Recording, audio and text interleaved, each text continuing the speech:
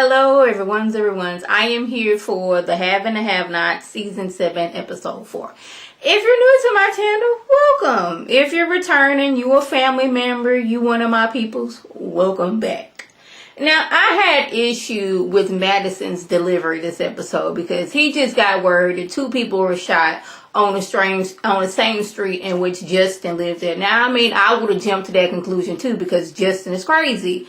But you got her calling Jeffrey's mom and daddy, and you don't know if this is him that got shot. You just know it was on this street. You gonna mess around and raise these people blood pressure up. You know David's back is still got some bits and pieces that, needs to get a little bit working on it. Veronica, she ain't wound too tight. But you out here calling these, well, you didn't call Veronica, your homegirl did, but you out here calling David talking about some Jeffrey's been shot. You need to get here down here quick. I'm like, you should have waited till you had confirmation that this was Jeffrey, and then you could have called him and like, Jeffrey's in the hospital, y'all need to come down here quick, fast, in a hurry, something like that. But you didn't do that. But somehow Veronica was able to make it to the hospital before the body gets there, like before Jeffrey even got there. I'm like, how is it she live clear on the other side of town? She live in a good neighborhood. How is it that she made it over here, but the ambulance, who has sirens and can go through red lights and speed a little bit, has not made it here yet? Dave gets there like, where Jeffrey at? Oh, Jeffrey, he ain't made it yet.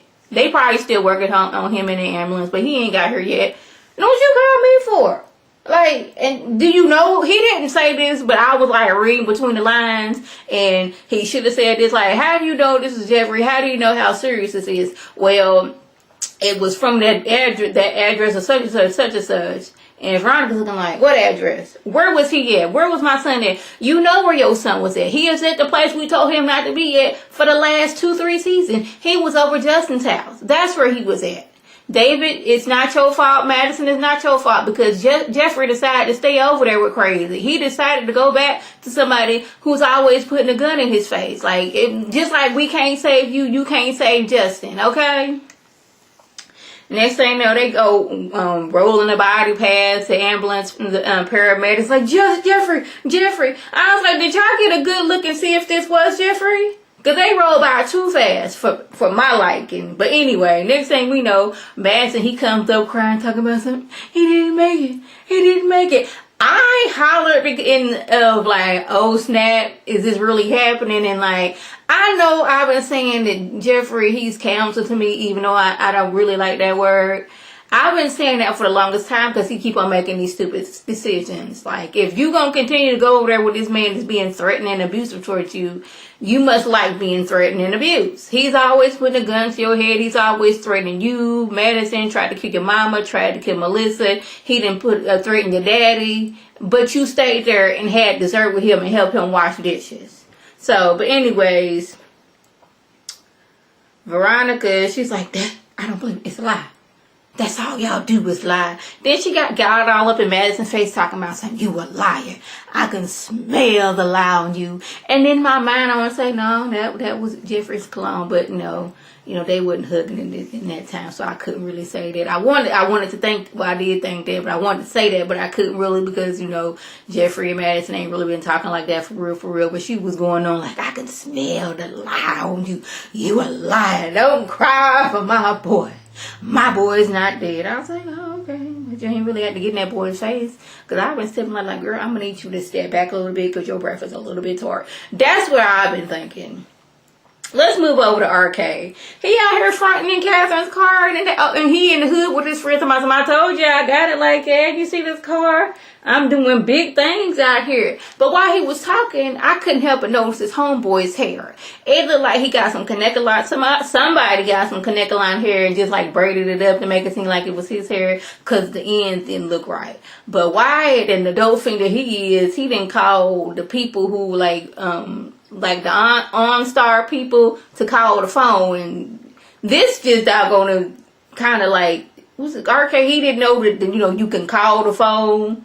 But like, what you think? These people is rich. You not rich, so you don't know all the features this phone had. He talking about where my drugs at. Bring my drugs here now, man. Get it here fast. I'm like, first of all, do you have the money for these drugs? Second of all, you want him to speed in this car to bring you your drugs and mess around, go to prison, and you don't have no drugs? Thirdly, if you wanted your drugs that bad, you would have left with him to go get the drugs. You wouldn't have stayed in the house.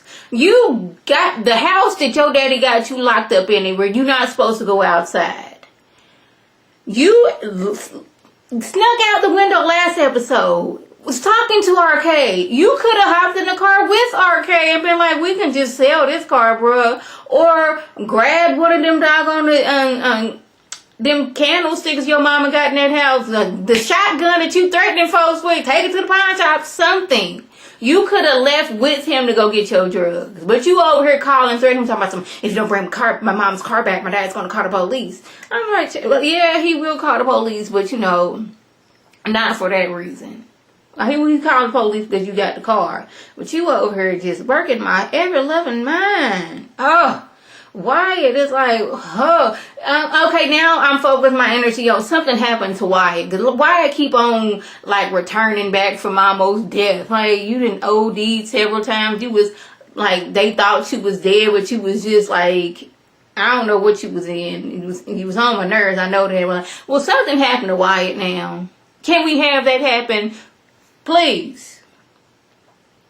Mitch shows up to the choir's house talking about he wanted truce. But Jim was like, y'all family don't really work with truces like that. And $75 is a lot of money. So he kind of something about this whole situation ain't right.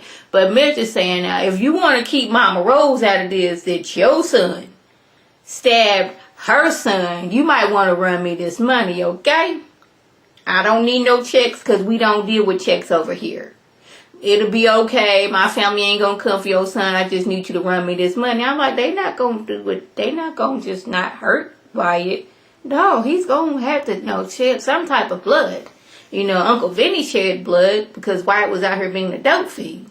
Just go ahead and get that money. Make your little fake apology, your fake promises, and just go back to business.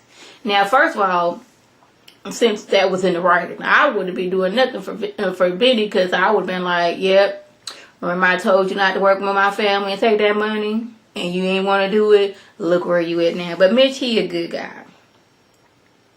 Wyatt, he's over there mad, talking about some woman drugs. You're the reason why we're in this situation with the Malone. If you had to taking my money, I would have had enough to pay for the drugs that I had snorted that time. I'm like, even though that is true, that's doping logic. You the reason I'm in this situation. Second, why is Jim still staying at Catherine's house? Because then last season or the season before, she gave him $20 million. So how you out of your money? That's all I want to know. Agent dude that works for the White House, he up there showing up looking for info on Candace, and Broderick is mum's a word at first, but then he starts saying how he bringing in the FBI and Homeland Security and all this other stuff. He wants camera footage to see what's going on. Charles, he wants to see camera footage mainly of Candace so he can take that back to Washington so they can tear her down and Charles at the same time. While this is going on, Charles gets word that a reporter is doing a story on Candace. Since she was at that White House dinner, everybody, who is she? What's the thing? And now people know that she was out here scamming rich men. But can you prove that? Do you have this on tape? That these rich men were doing these things. The paper trail is the best way. But, Charles, he not really trying to get rid of Candace. He like Candace. He know Candace was a prostitute at one point in time. He know that she was out here scamming folks. But he's like, he ain't telling Candace none of this. But it's what can we do? But I was like, I wonder when all this was going to come up. All the dirt she has done in her past is going to come to the surface. And it's going to hurt her and Charles. It's going to hurt Charles, or it's going to hurt them both.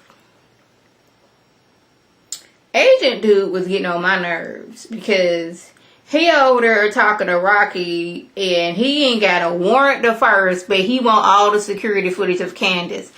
First of all, how you know this man is really know the FBI and all that stuff? How you know he know Homeland Security? I know worried about being deported and all this stuff, but this man just said, I work for the White House. I'm an agent. Got on the phone with Homeland Security and you got spooked. This man don't have a warrant. That means he just can't take stuff out of there. I don't care if you work for the president or not. That's not how things work. Secondly, All this doggone footage of that even looking like y'all was doing something illegal should have been deleted. Y'all, you should have went in there with the camera dude, slipped him a few bucks, and like, I'm gonna need you to delete this, delete that. All y'all criminalistic activities, and I know criminalistic is not a word, y'all should have deleted that before this day. Like, each day when y'all got done doing something criminal, y'all should have deleted that footage and gone back to your business, and things like this wouldn't happen. But Jared, I was getting on my nerves. I was like, no. And now he get to telling on Candace. Yeah, she was a part of the arcade. Yeah, he in it too. Rocket, he in it too. You just telling on everybody. You don't even know this man is for real, for real. He just came up talking about somebody want information on Candace. He could just be some random reporter, just some random dude. And you just giving up all the information. Now, lastly, David, he has to go identify the body in the same area where Hannah was after little Quincy died. And I'm telling you, it looks like the outside of a storage unit. Y'all know how a storage unit got the little roll-up doors that look like a garage door. I'm like, first of all, why we got him out here in the hallway? Like, no, ma'am. I wasn't feeling that at all. They pulled back the blanket and David, he's going all berserk and all that stuff. I was like, see, I knew he wasn't dead from when they rolled him in. They said he didn't have no ID and all that stuff. I was like, that was too easy. It was just too easy. I was like, why would Jeffrey be somewhere at that apartment right now, just sitting there chilling or something like that? He woke up because, you know, both of the bullets had like some blanks in them or something like that. Something crazy. I just knew after they rolled that body in and we didn't get a good look at Jeffrey, because, you know, Tyler, he would have had the paramedics walking slow and we would have seen that it was actually Jeffrey. They done pulled back the covers and it wasn't Jeffrey. So Madison, you got some splaining to do, boo-boo. See, that's why you should have waited until you seen with your eyes that it was Jeffrey. So y'all, that was the gist. Hannah still not telling Benny what was going on and why she don't want to talk to Derek no more. But Benny, as stupid as he is, he was right. He didn't see this dude ain't no good. Like, I guess, you know, one no good dude can recognize another no good dude. But, you know, Hannah know her son is stupid and, you know, would pop off like that. So she ain't telling him none of that stuff. Catherine said how Hannah's going to give the money back of this, that, and the third. Hannah tells Benny, yes. Catherine said, I can take out a loan on the interest, so we're going to pay that money back. We're going to rescue you once again, Benny. So that was the gist. If I left anything out, by all means, leave a comment below. If you're new to my channel, welcome. Feel free to subscribe. It is free all day, every day, free 99. If you're returning, you're a family member, you're one of my peoples, welcome back. Tell your people to tell their people to come over and be one of my peoples. And this is Lady T signing off. Have a good one.